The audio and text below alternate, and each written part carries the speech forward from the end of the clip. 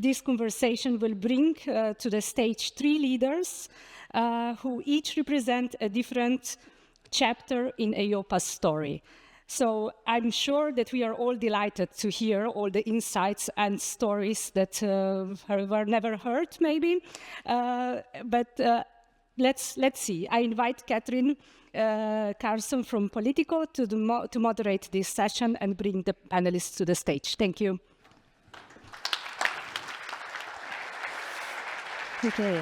Hi, good morning, and welcome to this session, EIOPA at 15, Past, Present, and Future. So, over the last 15 years, insurance and pension supervision in Europe has been fundamentally reshaped. We've seen the creation of EIOPA, the move from coordination to European supervision, the implementation of Solvency II, a focus on consumer protection, financial stability, all while navigating crises, uncertainty, rapid market change. What we're going to do today is try and reflect on this evolution through 3 different perspectives: the foundational years, the period of implementation and expansion, and the future-looking incoming view.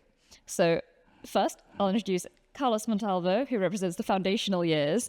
He was appointed in 2011 as EIOPA's first executive director after his role as Secretary General of SEOPS. In those early days, he was responsible for building EIOPA from the ground up. Governance, organization, people, credibility. He has extensive experience from the Spanish insurance supervisor and deep involvement in the design of Solvency II. Let me also introduce Fausto Parente, who embodies the phase of implementation and expansion.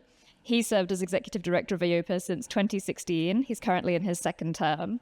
Under his leadership, EIOPA moved from institution building to delivery, embedding Solvency II, strengthening supervisory convergence, enhancing consumer protection, and his background at the Italian supervisor IVAS and his international experience have been central to this. And finally, Damian Jaworski, offering an incoming perspective focused on what lies ahead. Damian has held senior roles at the Polish Financial Supervision Authority, and he's been deeply involved in EIOPA's work as a member of the Board of Supervisors. Recently confirmed by the European Parliament as the next executive director of EIOPA, Damian brings a forward-looking view on the future challenges for supervision. So these perspectives should hopefully allow us to reflect not only on where we've come from, but also where we're going. So thank you so much for being with us. Let's kick off, Carlos, with the origins. You're the former EIOPA executive director. What were the main challenges when EIOPA first started? How did the priorities of the mission evolve over those first years? Good morning, and morning, everybody. Thank you for inviting Petra, Fausto, and thank you also to all the people that I have had the privilege to work in on the first 5 years here. It was a privilege and had it made without you. So a big thank you to all the EIOPA staff, all the EIOPA stakeholders. And also thank you for putting a conference in January and not in December, because otherwise I would feel like Charles Dickens' Ghost of the Past, which I don't know. So I mentioned plenty of challenges those days. And when I was reflecting, I said, okay, how could we also send a message of why we succeeded in terms of those challenges and then focus on 2 or 3 of those. So I said, okay, this is a special occasion. Let's do something special. I'm going to tell you what happened 11 years ago. 11 years ago, I decided to step out of the job I loved most, and I use the words carefully, loved, not liked, because my wife wanted back. It's the best decision I've ever made in my life. And the reason was fourfold. Firstly, if you get priorities right, you don't get it wrong. And this is one thing that EIOPA did well those years and continue to do well. Secondly, and it's equally important, because he wouldn't tell me, yet I managed to listen. Listening matters. Thirdly, because I was not thinking on the day after, I was thinking also ahead and on the future. And that's the only reason why I remain married after all these years. Last but not least, because it was also about thinking on others, which is very much in EIOPA's mandate. So plenty of challenges. The first one is EIOPA was not built from scratch. There was something before called SEOPS. And let's be honest, SEOPS was a secretariat, so you also had to change the mind of people. The gentleman to my far left particularly loved to start any intervention at the board of EIOPA saying, the secretariat said this, said that, etc., etc. Well, I look forward to someone asking him about how the secretariat and then report to me on the response. The second element is we were reputed around Solvency II, and it was easy to remain in the comfort zone, right? So we had to get out of there, and we had to change from secretariat to something different. And there, I think we managed well. Gabriel, I see you over there, because we combined realism and ambition. So it was a realistic ambition, the guardrails that you need to move forward, by the way. Let me put you an example again. You know what's the one piece of work, technical work that we did that I'm most proud of? It was the own initiative first stress test and pensions that EIOPA launched. Yes. If you want to know, because we are also transparent, what happened to my budget the year after, you can ask me on the coffee break. I'm still proud EIOPA took this type of initiative. And last but not least, structure, content, people. And here, if I look to my colleagues on the left, I can only say that I had a much easier job than they do, because I benefited from the tailwind that implies setting up an organization, the pioneer spirit. What does it mean in practice? Long story short, that you don't need to ask people to do and to run the extra mile. They do it on initiative on an ongoing basis. I guess that's the one reason why you see an obvious difference between my colleagues and myself. I managed not to lose it also, thank you. Okay, thank you. Fausto, I'm going to come to you now. Let's talk a little bit about the early years. What lessons did you learn during those times, and particularly around convergence, consumer protection? What kind of activities and tools proved the most decisive for these issues? Now, first of all, let me say that it's a bit unfair what Carlos says about, because if you look at my first photo year around, I had a lot of hair. This is clearly an effect of the first, maybe, EIOPA own initiative stress test, because the budget reduction, but it's also the challenge of the job, honestly, because I love, really, I can confirm, I really have loved this 10 years of job.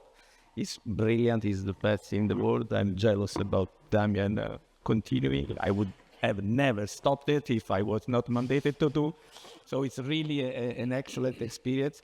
From the foundation, I did not leave this secretariat issue because you solved everything. So we were already there, standing as a group of excellent professionals, individual with recognized standing professional.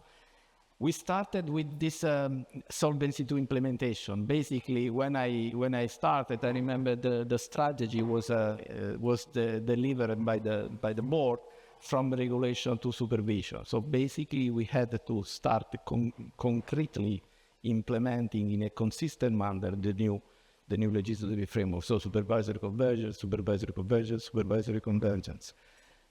And then we since the mandate is really close to people, we are here as commissioner, as Pesa said, to help people.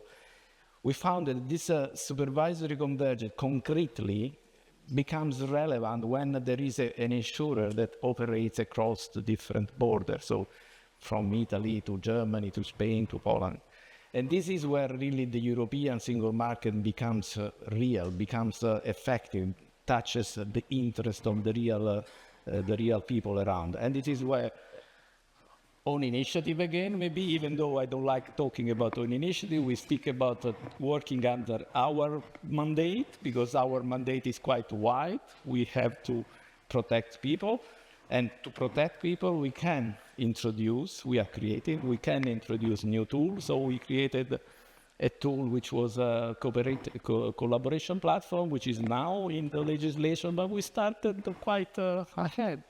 And why we started this work? Because to make the supervisory convergence really concrete, we had to put together the home authority, the host authority to coordinate their action, because when an insurer, let's say, may have trouble, people need to be protected regardless if they are based in the same country or in another country. Those are the people that believed in the single market. Those are the people that they need most protection. So for me, from the foundation, this is what we try to do. We managed to do with Gabriel, Petra, after, with all the staff.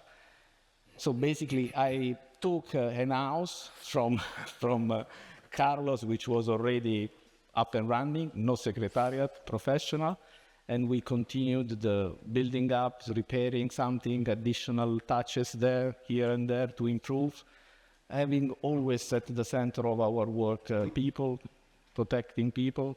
There are plenty of other things that we have done, but this was the first implementation of the Solvency II at the time to become really concrete and close to people. Mm-hmm. Awesome. Damian, you're obviously bringing a lot of the national perspective as you're joining EIOPA. Talk to me a little bit about how EIOPA's emergence sort of reshaped day-to-day supervision and how it changed the expectations of national supervisors there. Thank you, Catherine, and good morning, everyone. It's a great pleasure to be here today. And I must say, I have to improvise a little, but no worries, Petra, things are under control.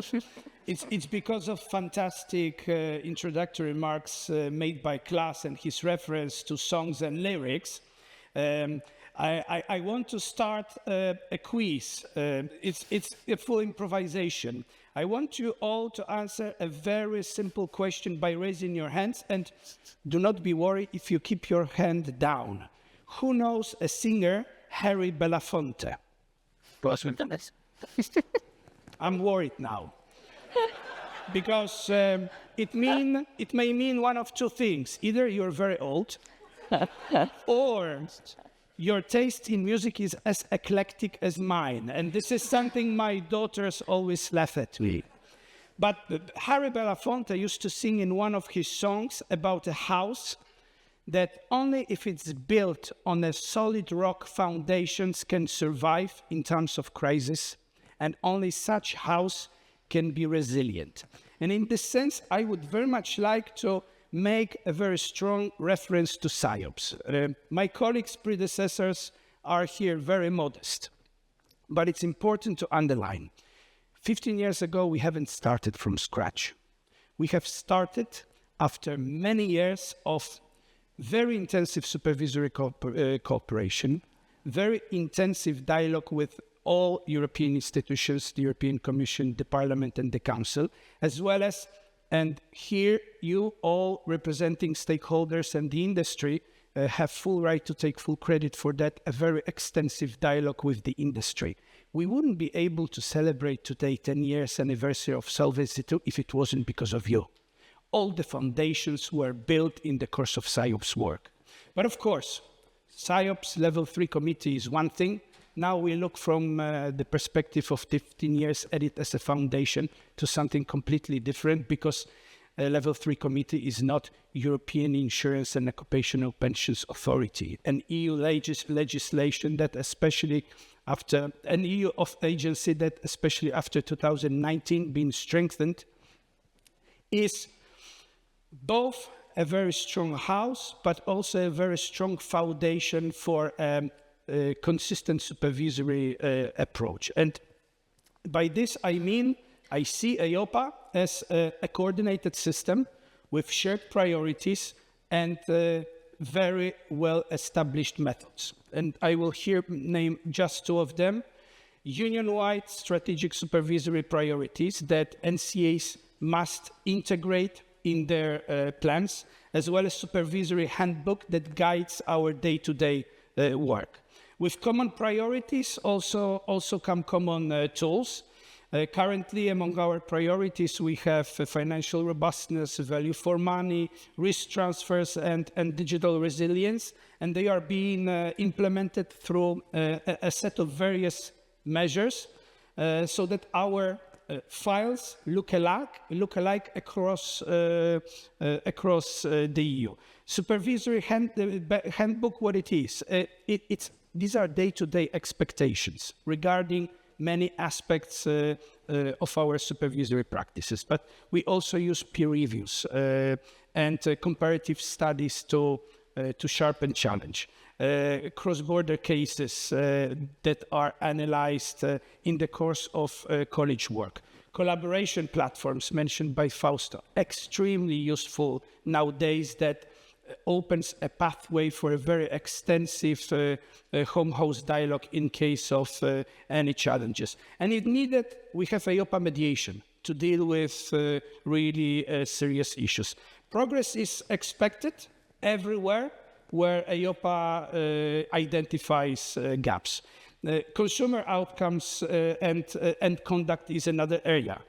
On the retail side, we have a very well matured product oversight and governance, as well as IDD.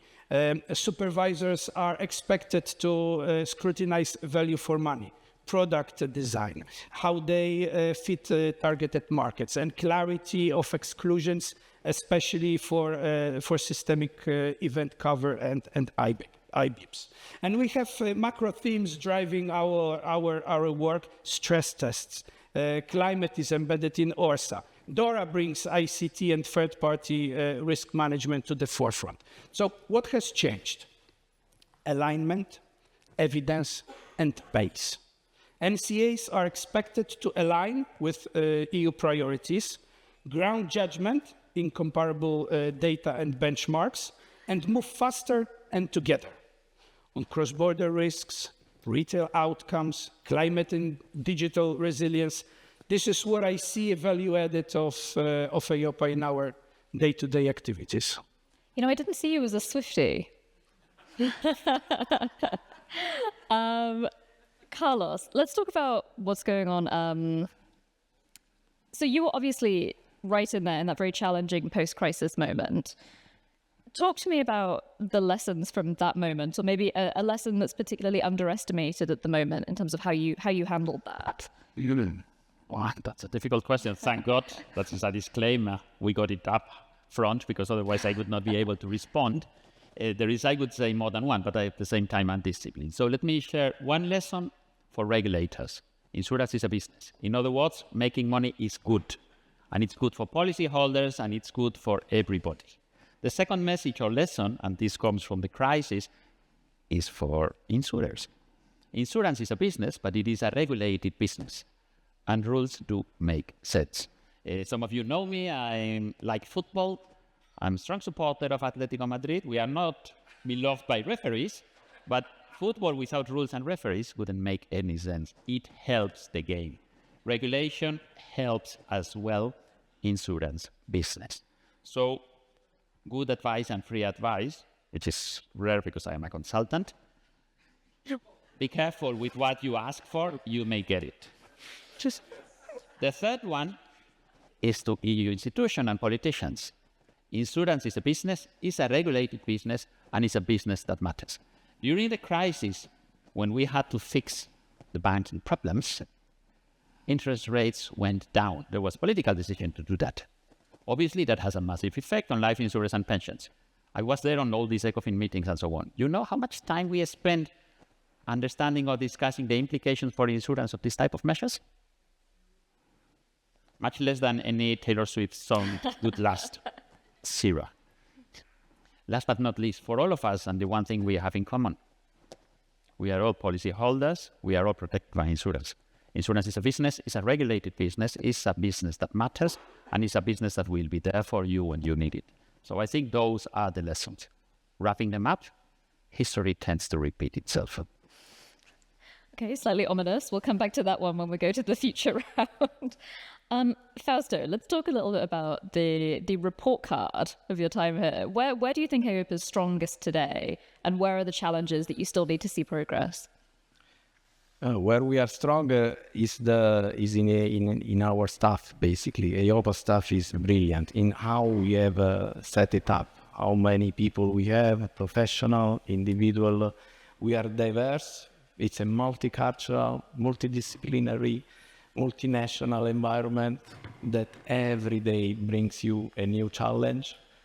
And this is where I think it makes the difference, because in this diversity we have reached ourselves. We are smart. We are Petra mentioned the time of the COVID crisis, where we also learned to be even more efficient and agile, working remotely, working over the phone, working wherever, but still always in contact, not only between us but also with the members. So even that crisis shaped ourselves, our creativity even more, making us more and more efficient. so much efficient actually that we are able to deliver against any new mandate, any new task given by the co-legislator without any additional resources or budget or people. So this is another story.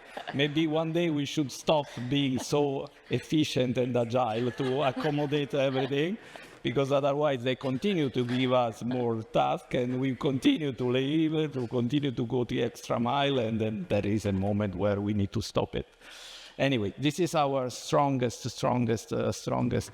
asset, I think, is our people. It's similar in other organizations, I know, but EIOPA is really brilliant. It's the best in the world, let me say. So this is actually.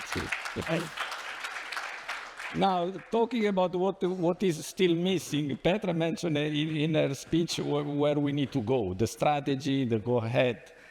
I think still we need to refine and fine-tune our tool to address in a quicker way consumer detriment when it comes to cross-border business. And maybe the biggest challenge, but then it's for Damian, so I'm quite relaxed, to identify what Petra said is the key area where centralization is needed. Because we all know that the new challenge ahead, AI, data, sustainable finance, climate, there are new areas where the supervisory community need to shape better itself in terms of knowledge, skills, data, use of data. And here there is a lot of room for putting together our scarce resources. So identifying the area where centralization is needed is the key challenge for the future. I'm sure that we will manage, and I'm sure that I can relax, maybe using the class. I will go to drink with friends, and Damian will deliver. So it's fine. Let's talk about those challenges that you opened up on. Damian, what do you think are the hardest things to supervise well? And are there any sort of practical fixes or advice that you have for supervisors, businesses, consumers in terms of those sort of challenging topics? Well, there are such areas, unfortunately, and I guess to some extent there will always be. There wouldn't be a place for us if life was easy and there was no need for overcoming challenges on the regulatory and supervisory side. What immediately comes to my mind is at least three, being all issues related to value for money, cross-border supervision, and at least internal models, if not many others. In particular on value for money and product oversight and governance in IBIPs. Perhaps I should first make a disclaimer. Whatever I'm saying here are just my personal thoughts.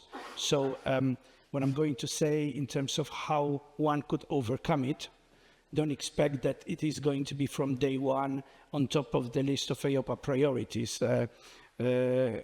I intend to work through in an evolutionary way without any surprises. So if anything of what I'm going to send pops up later, it will be preceded with very open, transparent consultation. So no worries, you can relax. But going back to, for instance, value for money. Well, IBIPs combine investment and protection, often layered with fees and optional features, and they are therefore very hard to compare and easy to misunderstand. And supervisory practices in this regard differ across the markets, because also markets are very different, and those products we are talking about may look quite different market to market. And what we could do here, in line with also EIOPA published framework, is, for instance, to explore a phased EIOPA-aligned value for money review approach. And the aim would be here to develop sort of a standard evidence pack using existing definitions where possible, so that product and fund level costs and benefits can be viewed side by side and compared against supervisory benchmarks where available, not as price caps or safe harbor, but as a screen for potential outliers. We could also invite firms to apply simple hygiene measures. For instance, removing duplicative or non-due costs, simplifying charging hierarchies, and documenting cost-to-benefit justifications in POG testing. And to pilot a plain language, one page, what you pay, what you get, a summary that complements rather than replaces PRIPS kits. For consumers, I think the objective is quite straightforward, pre-sale language that makes costs, benefits, and exits easy to understand.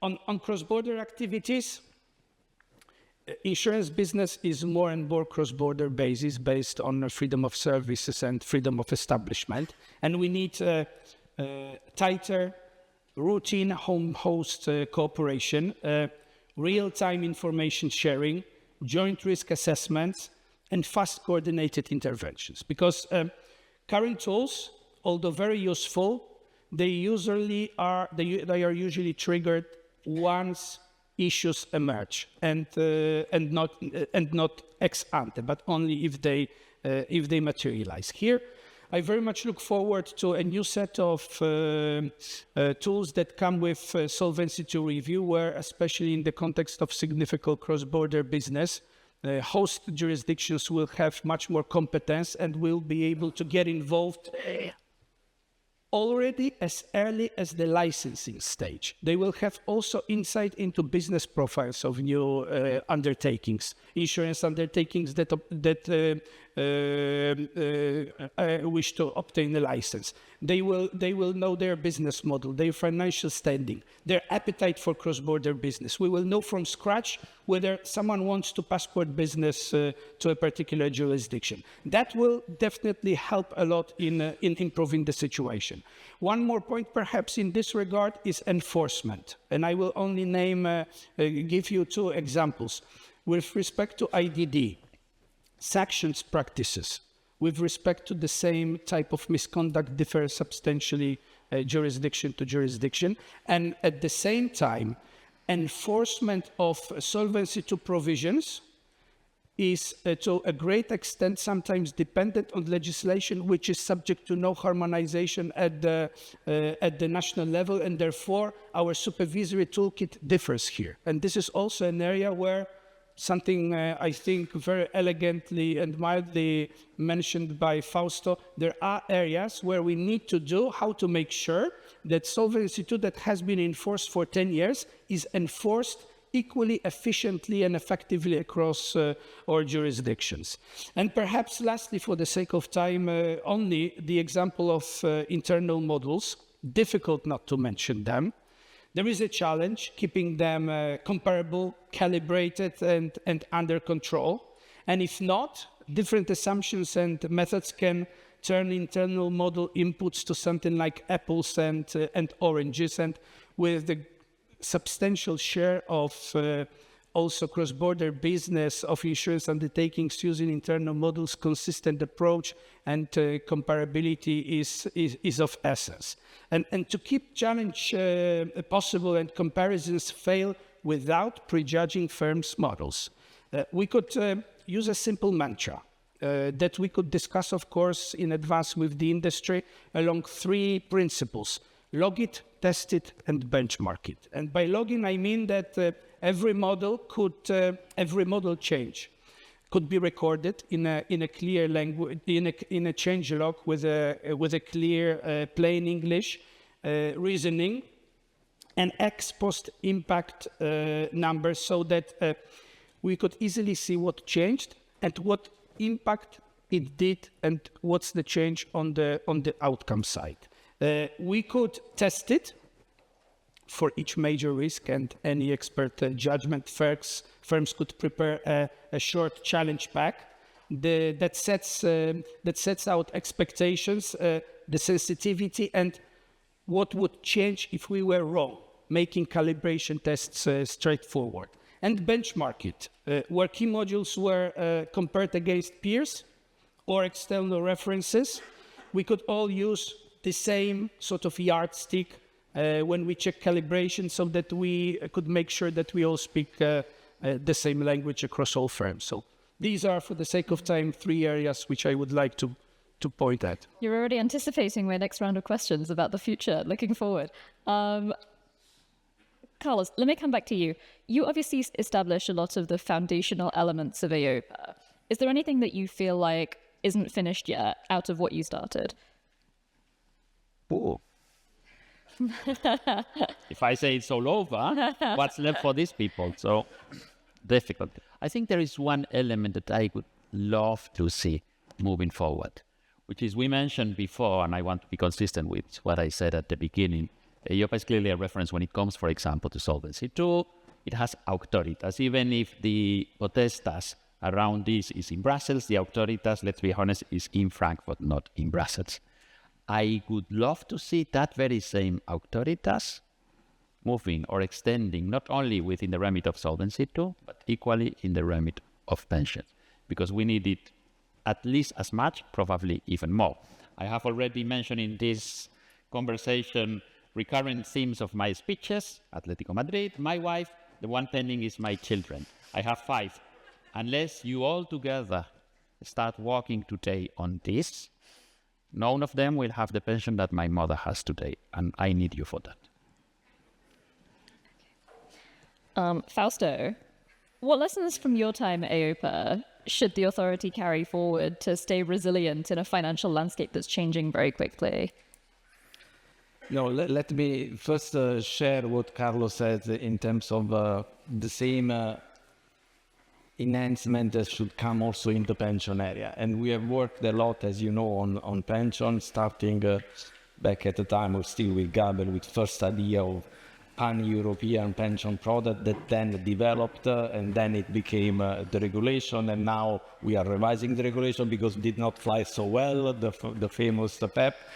We were also working on enhancing the convergence in the EIOPA application. We worked on advising the Commission on setting up pension tracking system in each and every country, because not always people in Europe have the awareness of what they will gain when they stop working. So there are basic tools that I don't know why we did not do already yesterday, honestly.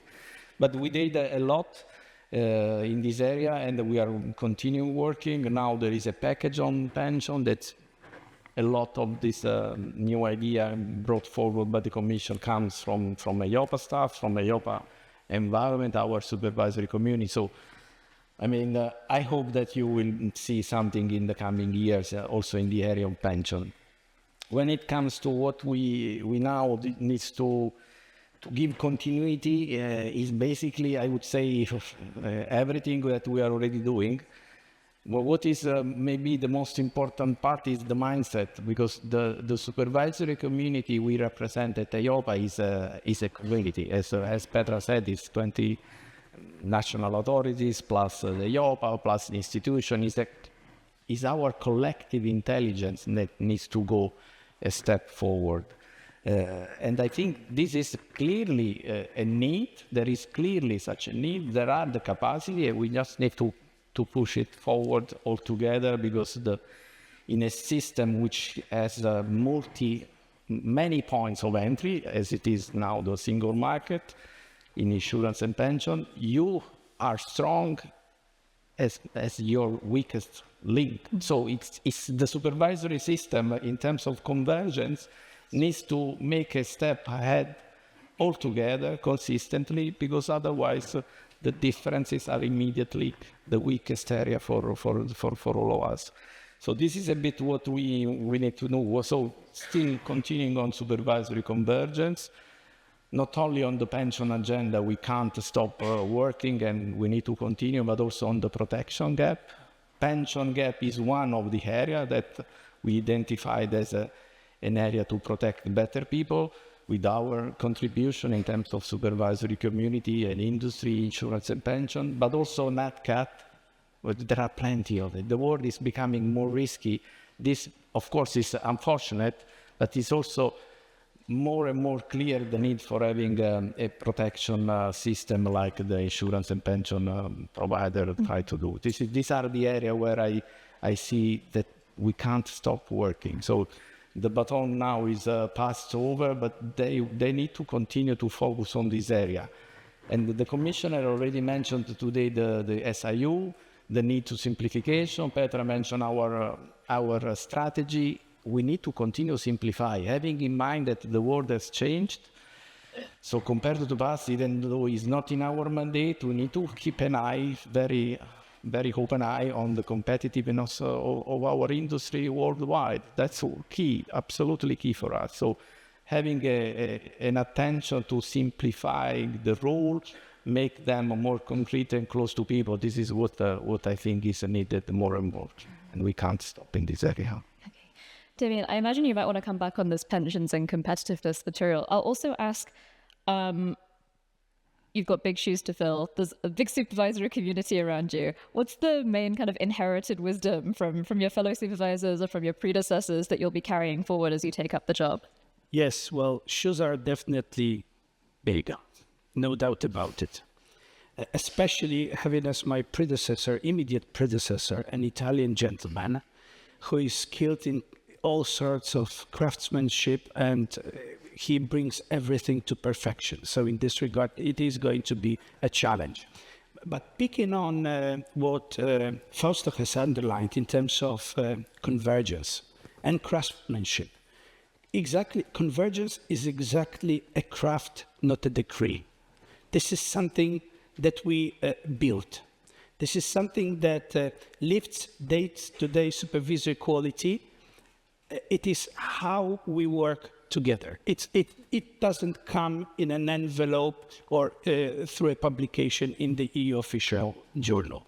It is something that we do through colleges where we build shared risk views by conducting peer reviews that lead to spotting convergence gaps, delivering concrete follow-ups, common benchmarks, identifying best practices.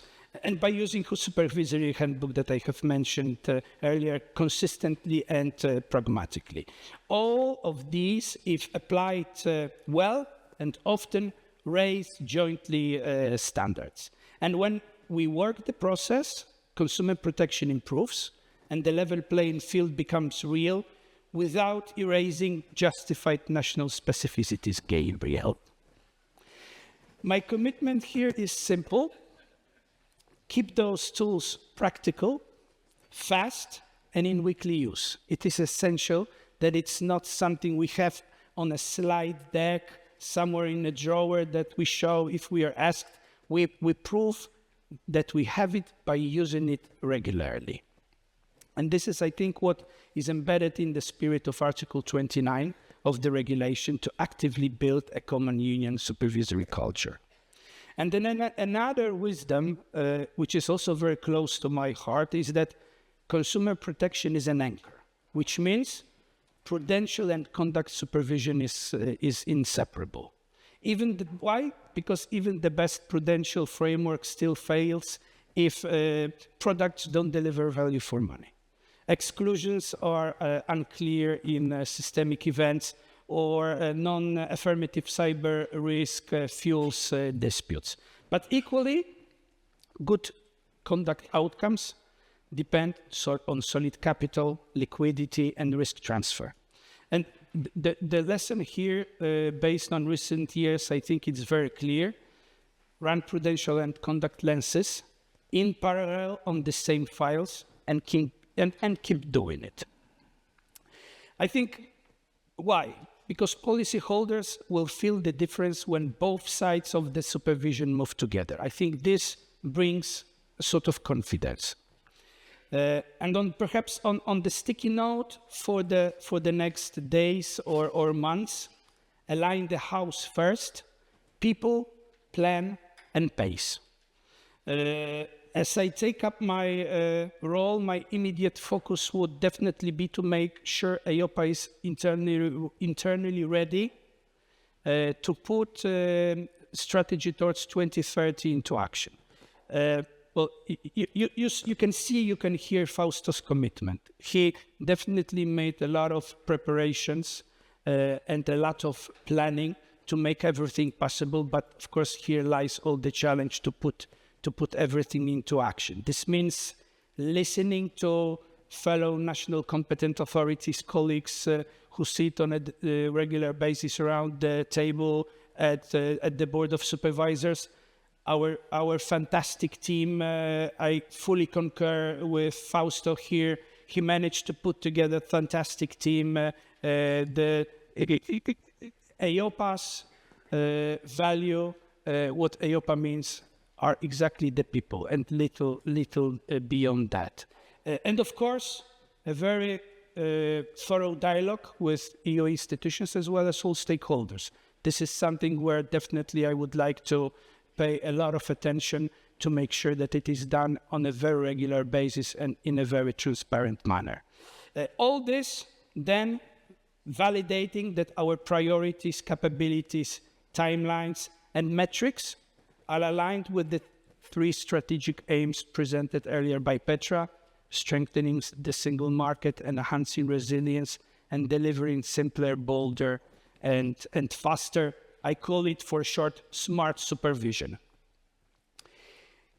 In close, we inherit not just a mandate, but a method and solid foundations. And if we keep convergence practical and pair prudential with conduct every week on real files, I think we will speak a single European voice that business can understand and consumers can trust. And this is sort of a baton or torch I intend to follow. Okay, we're almost at the end of the session, so I just want to close by very briefly asking you all the same question, actually. So we're here at the 15th anniversary conference. By the time we get to the 20th, the 25th, maybe even the 30th anniversary, where would you like to see EIOPA? What would you like to see have happened in that period? Whoever wants to come in first, come in first. Should come first. Should come first. I see EIOPA as a supervisory unity engine, without any doubt. The authority that made single market work through high-quality convergent supervision and effective enforcement. Internally, data-driven and digital by default supervisor. Externally, crisis-ready through full implementation of Solvency II review as well as IRD. And I very much hope closing protection gap on pensions and NatCat. What I would like to see as topics in 5 years' time during the conference, you are all, of course, already now invited. Please feel invited.